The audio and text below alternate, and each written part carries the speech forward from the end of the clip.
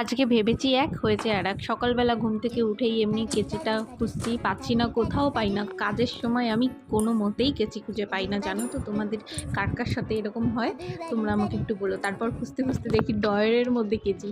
ভাই, রান্নার সময় কে রান্নার জিনিস কে ড্রয়ারের মধ্যে রাখে বলো তো? তারপরে আমি এখানে 1.5 লিটার দুধ কেটেছি। আর তোমরা ভাবছো তো আমি এই 1.5 লিটার দুধটা কেন কাটছি? এখানে প্রথমে আমি ভেবেছিলাম যে ব্রেড দিয়ে ব্রেডের পুডিং বানাবো, কিন্তু সেটা হয়নি, হলো পায়েস। তা কী করে পায়েসটা করলাম আমি তোমাদের দেখাচ্ছি। প্রথমে দুধটা কেটে, এখানে 1.5 লিটার মতো দুধ আছে।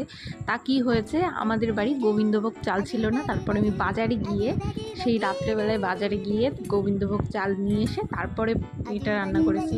এবার তারপরে সেই সময় সন্ধ্যাও লেগে গেছে খুব তাড়াতাড়ি। আর এখানে আমি রান্নার সময় আয়নার সামনে যে ভঙ্গি করছিলাম, তারপরে দেখি আমার দুধটা উতলে যাচ্ছে, সেখানে আমি চালও দিয়ে দিয়েছিলাম। এখানে 2 প্যাকেট গুঁড়ো দুধ দিলে তোমার যে কোনো পায়েস কিংবা সিমই খুব ভালো হয়, টেস্ট হয়। সেই জন্য আমি 2 প্যাকেট দুধও দিয়ে দিয়েছি, গুঁড়ো দুধ। সেটা এখন গুলিয়ে নিচ্ছিলাম। তো এটা জানো, আমার তোমার শুধু চেটে চেটে খেতেও খুব ভালো লাগে।